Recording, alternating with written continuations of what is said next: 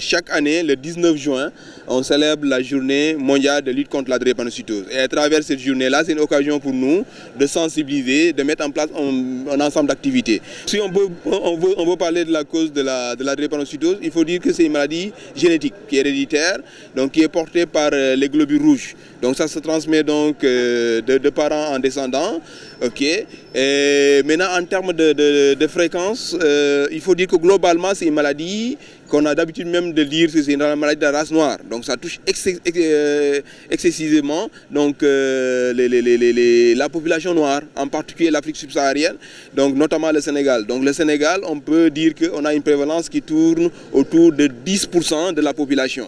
Donc si tu fais les estimations toi-même, tu vas faire les calculs, tu vas voir que la population, on est à environ 18 millions d'habitants. 18 millions d'habitants, donc si tu fais les 10%, on est à presque combien 1 800 000 et quelques drépanocytaires. Mais ça, c'est juste un chiffre théorique. Mais sur le terrain, effectivement, au niveau de la région de Ziguinchor, ici, on a quand même un nombre assez important de drépanocytaires qu'on est en train de suivre. Mais ce nombre-là ne reflète pas la réalité au niveau de la région. Parce qu'il y a beaucoup de personnes qui ne connaissent pas leur statut.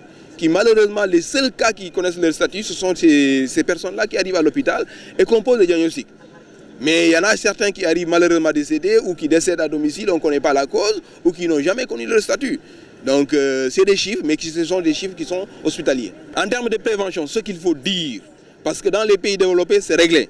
Eux, ils font le dépistage très tôt au niveau de le jour de l'accouchement. Ils font des prélèvements et à partir de là, ils connaissent le statut de chaque enfant.